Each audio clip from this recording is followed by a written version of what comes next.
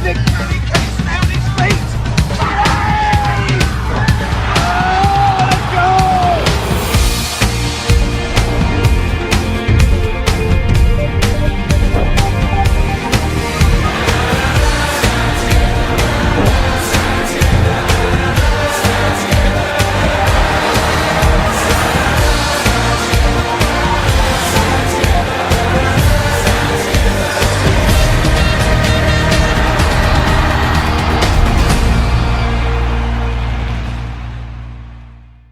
Hello everyone, you're watching Newcastle United Life and Times YouTube channel. My name is Robin. On today's show I'm joined by Paul, Len, Alan and Owen, and we're here to discuss Newcastle's brilliant results against the Macklams yesterday, where they ran out 3-0 winners.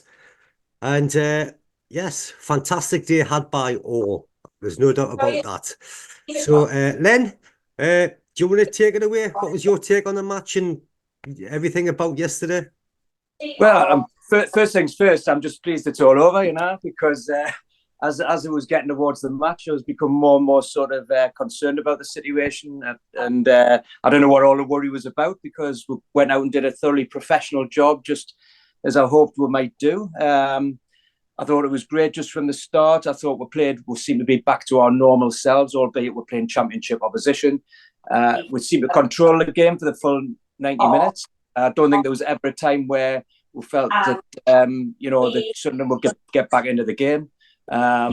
So, thoroughly enjoyable game. I watched it in the Black Bull. In the end, we couldn't get in anywhere. Town was a weird place on Saturday, because you're sort of walking through town and it was absolutely dead. And I didn't realise it's because everybody had been in the pub for about 3 hours. So every pub you went past, it was like no room at the inn. So eventually got in the Black Bull and it was an absolutely fantastic atmosphere. It was absolutely rammed. And then just as the game went on, it was one of those games that normally I'd be struggling to watch because I'd be too apprehensive. But I think because I was surrounded by like-minded people, it just seemed like we'd score a goal, then we'd score a second, then we'll score a third. Little did I know that we would be gifted every single goal. It was, they couldn't have done a better job of like handing it on a plate to us. Although we didn't play at our best, but we didn't have to.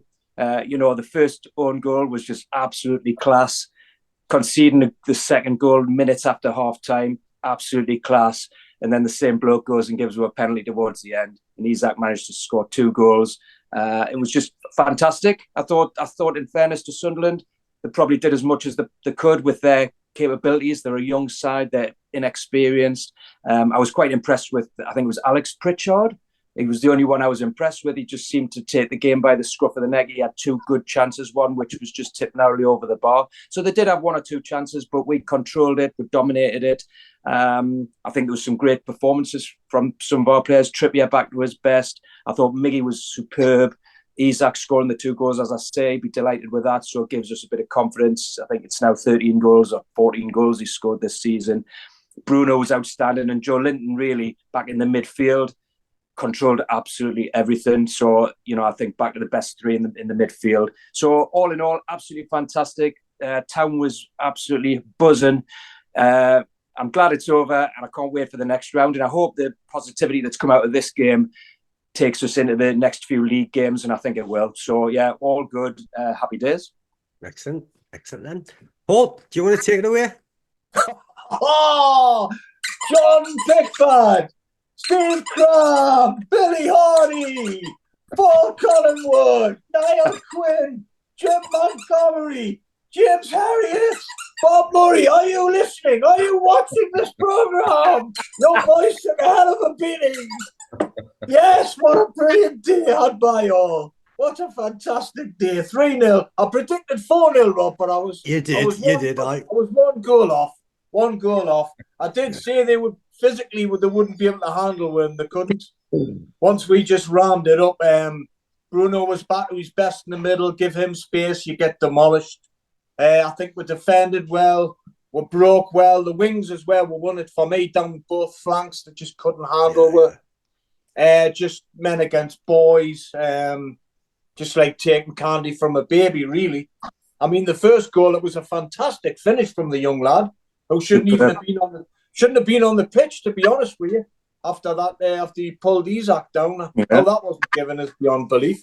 And then obviously the start of the second half was another little Christmas gift. Fantastic little try to get past Almiron, just took it off him, slipped to Isaac, and I thought it was a great finish.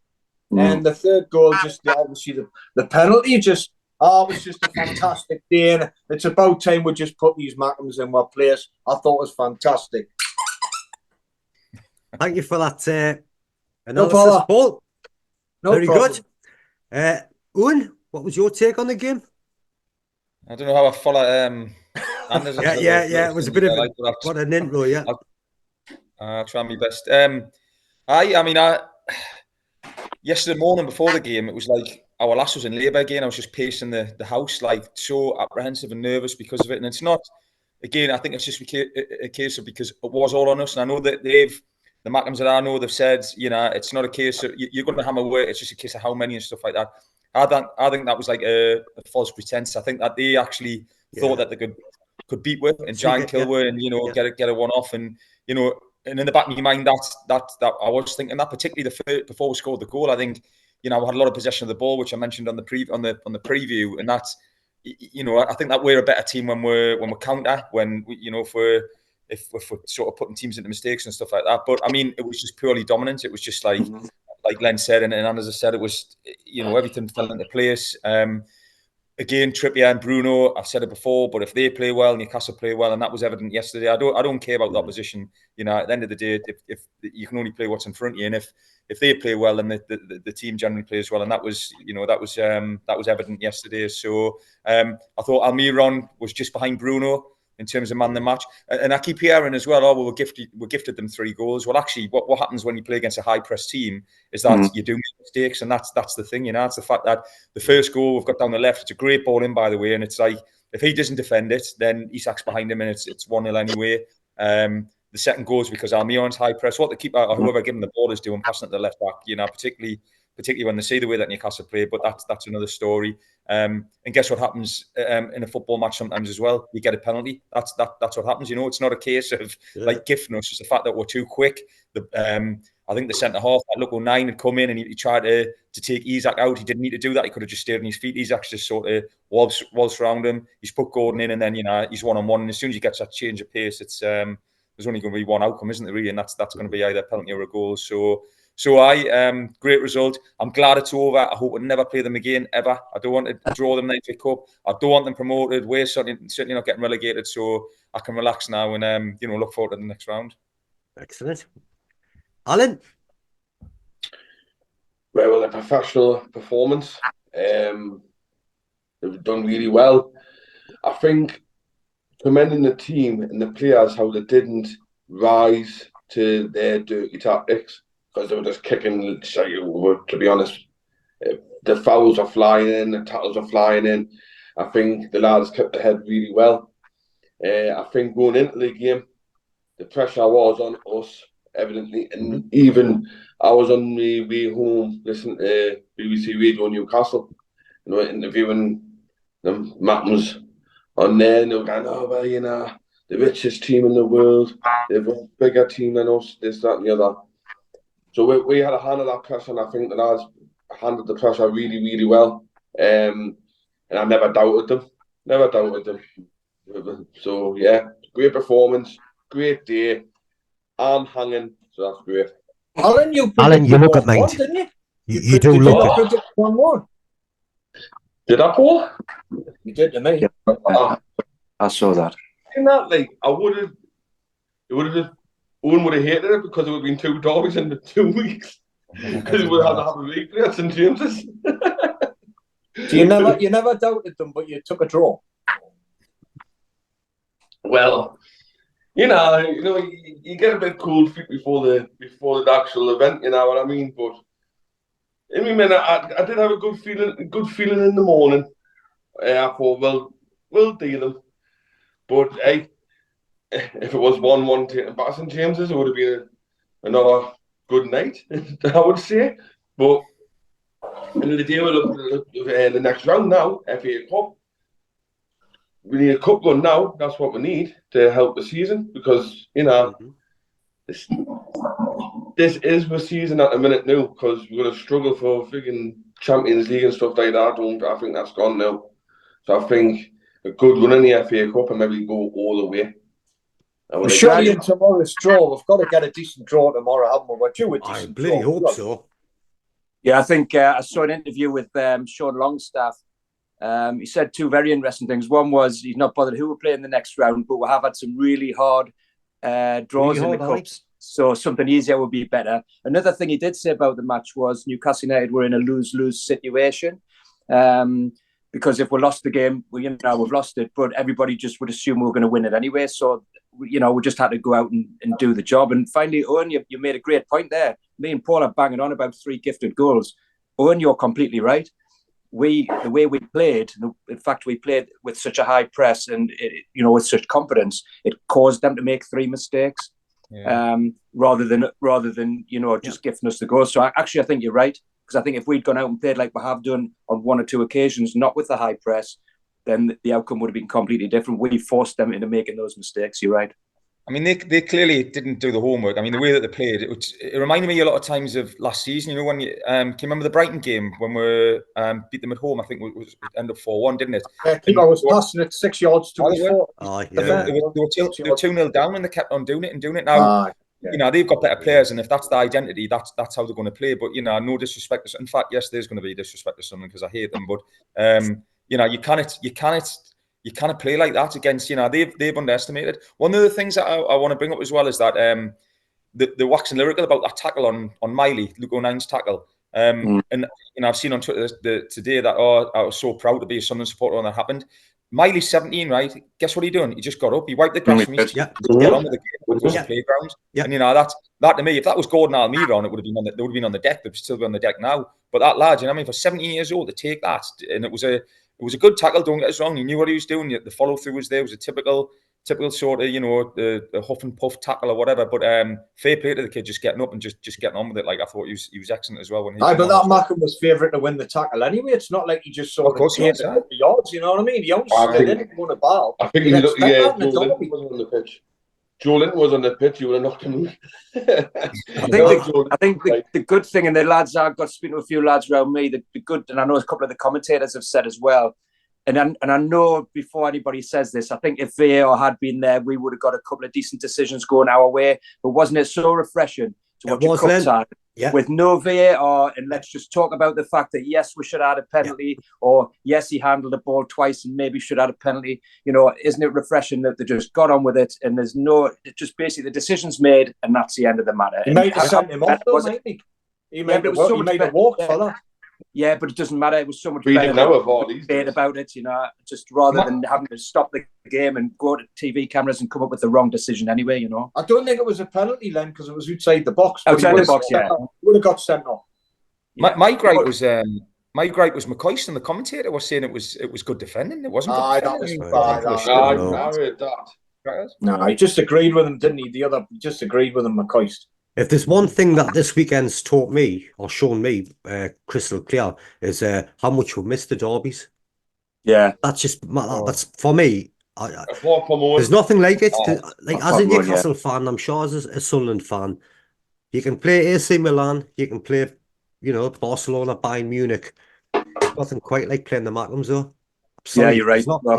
There's the atmosphere and the way. I think it's the way. It's probably all the reasons why Owen doesn't like it. Yeah. It's probably the reasons why you're saying you love it, because it's nothing like it to it. Yeah. It's the build up to it. It's the way you feel before the match. Like you've never felt like that since you were a kid. The excitement of the match that's going to happen, the apprehension, and all of that. And then the match, during the match, the atmosphere is fantastic wherever you're watching it, whether it be in the pub or at the match. And I just think you're quite right. It's just that one-off game. The great thing about this, though, Rob, is we can talk about this hopefully for 4 or 5 or 6 years, and we can show these videos of this mad woman in the crowd taunting the Newcastle fans.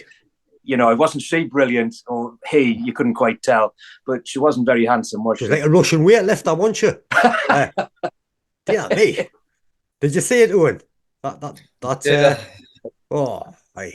video is going to be watched multiple times, like over the years, and whoever it is, I mean, she's somebody's nana. I mean, that's a shame, isn't it? It is. But like you see, it is like a proper derby. This, and I think it's professional for them to have a proper derby, because the last few years they've been sort of the A19 derby, haven't they, with Borough? You know, it may come up yet in a few years. I couldn't believe the confidence before the match when they were getting interviewed on radio and telly, like saying, "Well, I know that they like the club, love that club and all that, but they were all gonna beat win all this." They've had a few bad results. I'm thinking, but it's Premier League, man. We've had nearly a week. We've been playing every 2-3 days. We've had nearly a week. And I think yesterday, you'd see the press was different because we had a couple of extra days on the training ground. We just looked so much fresher. And it does help when you've got the ball and you're not chasing it. It does help a lot. Like. I think Sean Longstaff had said in his interview as well that they hadn't trained together for 2 or 3 months in the way that they used to doing. So he says that has helped quite a lot. And I think finally on the situation, I thought it was great when they did the team photograph in front of the away supporters. Tyndall done it, you know. Tyndall, and he was doing all the organisation. So to have all that set up with the Newcastle fans in the background, it's taking the piss, and well done for that. I got slated on radio, Jamie. I know, good. I'm like arrogant and all that. I'm thinking, why? It's a bit of fun, man. Grew up. ITV pulled a blinder, didn't it? They had Roy Keane on, ex-Sunderland manager, Chrissy Waddle, Sunderland supporter. Ali McCoy still played for them. Talk about being biased, dear me. No. I just think it puts it all to bed. I mean, they've been kicking with shins since the draw, and that's the way that they've gone on because they've seen the bad run and stuff like that. But they've seen we get beat off Luton and Nottingham Forest. But like Anders says, they forget this is the Premier League. The harsh reality for them is that what they've come up against yesterday is a team that was in the Champions League, so the European Elite League 6 weeks ago. And it's like to think that they're going to beat where, I mean, again, it could be a one-off. If we played them 100 times, we'd beat them 99. But it just could have been that one day yesterday where they could have beat when, that would have been it would have been disaster. More so the fact that we've been out of the cup. That would have been it for me because your season would have been dead. Forget who you're playing. If you go out to the third round 3 years running, that's this is the season new the FA Cup, I have to say. I think the gap really shone through, the quality gap. I remember talking on here when the draw was first made with absolute confidence that the gap between Newcastle United and Sunderland was bigger than ever. And yesterday proved that it is bigger than ever. But I think if we got them in 3 or 4 weeks' time and we had 3 or 4 of them players back, like Wilson and Willock and Barnes and that, I think it could have been another Sheffield United. Because I think we could have got the fresh legs on, and I think we'd absolutely, if we wanted yesterday, we had another gear to go up to, we could have absolutely murdered them if we wanted to yesterday. I thought we were 2 or 3 divisions apart yesterday. It was game management, wasn't it? He just wanted to keep the ball, really. That was it yesterday. I mean, it was all round. I mean, how good was Bruno yesterday? He was tremendous yesterday. And you give him time on the ball, Rob, he is. You give him so much space. Unbelievable player. Do you know what?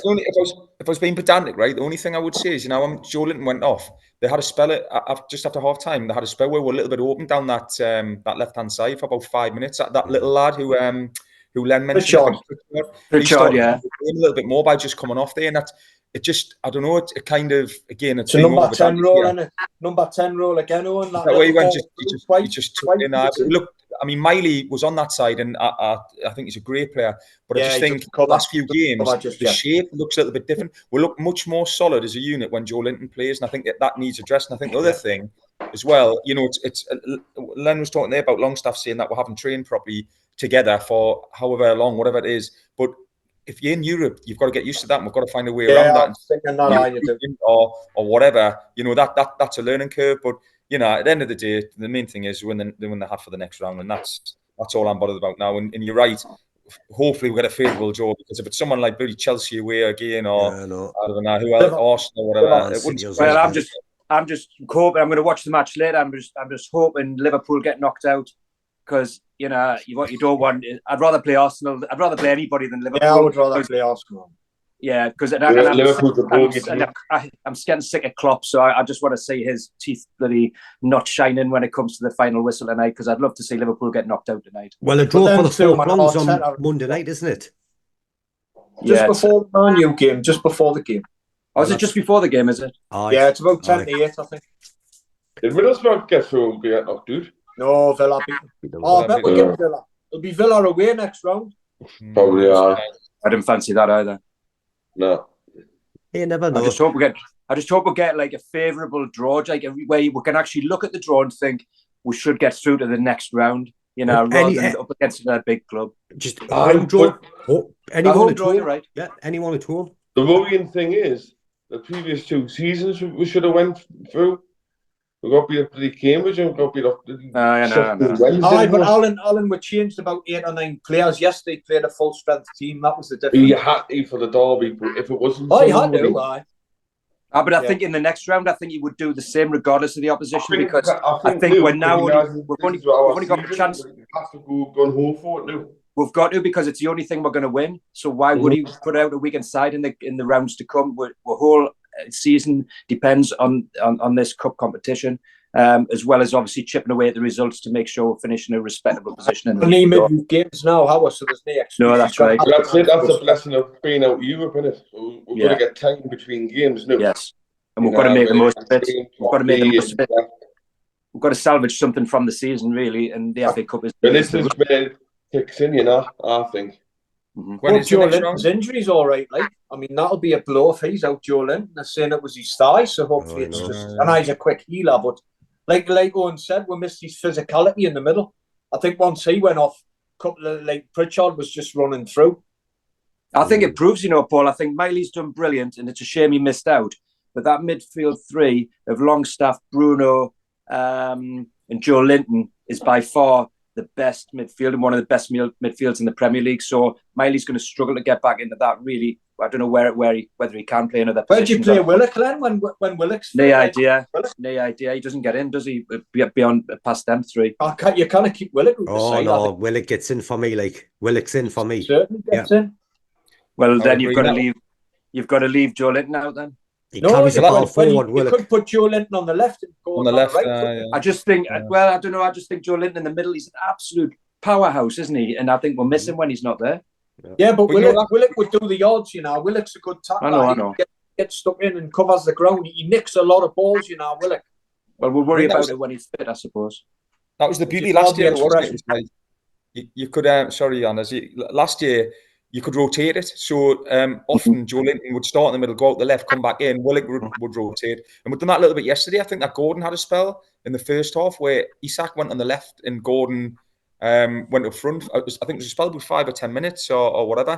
And again, we haven't had the opportunity to do that like we're doing last year when we're constantly rotating the game just to rotate the formation up. And that's that. Again, when we do that, we're a better side for it as well because you've got that flexibility. It's a change of personnel as well. But I agree. Willock's got to play. When Willock's fit and he's in and firing, he's got to play like that. And then you've got Barnes and Murphy to come back in as well, haven't you? So you switch the wingers as well. That's another plus. But I suppose what's probably going to happen, Paul, is when Willock, I know sadly this will happen, when Willock comes back, there'll be somebody else who's injured. Do you know what I mean? So, I think the time of getting everybody fit and raring to go is probably rarely going to happen, isn't it? So it'll give, if Joe Linton's got a knock and Willock is fit, then Willock can come in, Joe Linton can be on the bench, So I think, Owen, you're quite right what you said. It would be more like a rotational thing rather than saying, right, Willock, you're going to start every game. It'll be a case of depending on, who's what fitness levels and that type of thing and injuries, then they will have 1 or 2 options, I suppose. At the minute, we've got no options, really. And I'll tell you who else we haven't taught, Elliot Anderson as well. He'll be back in the couple. He'll be kicking himself a bit. It's not his fault he's injured, but he'll be looking. He would have had a massive run in the team, wouldn't he? He would have had a you think what the little run that Lewis Miley's had would have been Anderson having that run probably. Yeah. So he'll be champing at the bit when he gets fit. Can you see anyone coming in January, lads? That's what I was about to ask. Is there any rumours going on? You're usually one who's banging around. Well, there is talk about Phillips. I know Juventus has pulled out, but I think they're waiting till the end of the window. On if we can get like Anderson, Willock, you're still going to have, and you've got Miley, you've got 6 centre mids. I mean, but we need a number 6, didn't we? He would just sort of sit, wouldn't he? That's what we need. Like I said, we need a number 6. You keep somebody. What I'm thinking is, if they only want Phillips on loan without an obligation to buy, what is the point in bringing him in for 4 months and then letting someone like Longstaff, who's there long term, not get a game? How would he feel? I know. I I don't mean, there's a lot think of talk about these players over in Saudi wanting to come back to the Premier League. So I think Firmino wants to come back. Yeah. Henderson wants to come back. So I don't know if there's any truth in that matter. Whether either of those players would be a part of our setup, I don't know. I would be will not surprised, see Len. No, I would be Oh, surprised. I would be very surprised. No, well, they get the tax free over there on the wages. If they came here, they'd be getting taxed. So They've got to stay. I was reading about Henderson. He's got to, apparently all their contracts are the same. They've got to stay there for two years to keep tax free. If they leave within the 2 years, they have to pay all the tax back, which is £7 million to him apparently. Is it how it is? Did anyone see the article by Martin Samuel? He put I don't know what paper it was, but it was a brilliant piece on around the constraints of FFP and how it's not like a level playing field because it's really put there to look after the top six, like yeah. But they've got more earnings, haven't they? More income. Stop the gate crashers, aren't and it's saying it was saying it's like, you know, obviously Newcastle's tagged with the richest club in the world, but it means nothing because of obviously the FFP restrictions. Now I've never really read into the FFP stuff because we've never had to have really in years gone by. It's only since this, but I mean, I don't know, maybe I've been a little bit naive to it, but actually the stipulations and the constraints are meant to be massive in terms of like, you know, I was just saying the other day, if Bruno, because apparently he's got that release clause, if PSG activated it for 100 million, what that means is that Newcastle will then get 300 million to spend in the transfer market. So that's one of the biggest sort of alleviations of FFP in terms of your transfers and stuff like that. So I mean, this Adidas deal is going to be massive next year, and amongst other sponsorship. But they're saying that there's two or three teams on the periphery are breaking into that top six. So that'll be obviously us, Aston Villa, maybe Brighton, who are really, really constrained by FFP. Not so much Brighton because I think they've generated a lot of income through the transfers that transferred out. But it just for the first time since the takeover, I've kind of thought, well, actually, you know, maybe that is why we're doing everything by the book, by everything is sort of, you know, as strict as we can, because I mean, there's a lot of eyes on the takeover anyway, wasn't it? So I think that they probably said, look, we're going to pass it through, but you do know that, you know, there's going to be all eyes in terms of what you do. And I just answer Len's question that got us onto this actually about the Saudi stuff. I just don't think they'll entertain it. I think they'll open up too many cans of worms where they'll not go down that route, you know. So you're right. we definitely need a centre forward, Alan. 100% need a centre forward like that. Wilson being back out again, yes, again, we need another striker because Wilson can no longer be classed as part of the setup anymore. It's as simple as that. He has to be third choice, simple as that. As good as he is when he plays, you cannot go into next season relying on him as one of our two main strikers, simple as that. Yeah, I agree. Exactly. I agree with that. Do you think he should bring like a... See, at this month, you see, bring a striker in. Who is it? Who can we bring in? And they were talking about Dybala was available for 10 million, but he hasn't been the same player the last couple. You need someone who's going to come straight into the squad and be able to play straight away, don't you? And who's going to want to play second or third fiddle as a striker behind Wilson and Isak? It's going to have to be a young one, I think. That's what I say. You could bring a young one in again, wouldn't it? You bring a young one in to learn from the likes of Isak and Wilson. Yeah. So Pedro would be ideal, you know, but he went to Brighton, didn't he? Right, the clock's kicking. The clock's ticking down at a rapid pace here. So we'll just. You've got Jurgen Klopp on the brain, you. We'll wrap things up. Some great points made there. Interesting points about the FFP, Owen. Yeah, definitely well worth reading into that. Fascinating stuff. Right, I've got 3 minutes left. Anything furthermore, gentlemen? Well, we've got a break for Man City, haven't we? So we'll have to try and see if we've got any players. There's an outside chance Willock could be back for that game. So hopefully Joe Linton's not too bad, and that'll be a tough game. Then we've got a break before we'll play the cup tie. The cup tie, isn't it? I think it's weekend in January. I think, isn't it? Paul, I think the good thing is, Paul, about what you're saying about Man City. Doesn't it make a difference? Despite the opposition and despite anything, winning 3-0, getting through the next round of the cup, you feel like a weight's been lifted. And you can go into the Man City game with an awful lot more confidence than what we would have had we not won the game yesterday. You know, and we did play well, and we've got to take this positivity into the Man City game, and who knows what could happen. Yeah. You just feel the pressure building from the southern press, couldn't you, about Eddie Howe? Yeah. Not from around Newcastle. It was just dying for him to fail. You can just see it, you know, all on the radio and telly now, just saying, he's got one more game to save his Newcastle career. I'm thinking, no, he hasn't. I know. Right, chaps, great shows always. Great points made. Great crackers, norm. So on behalf of myself, Paul, Owen, Len, and Alan, thank you very much for watching, and don't forget to like and subscribe. It doesn't cost you anything, it's free. It's much appreciated. So on behalf of everyone, we'll see you all later. Take care, everyone, and enjoy the rest of your weekend.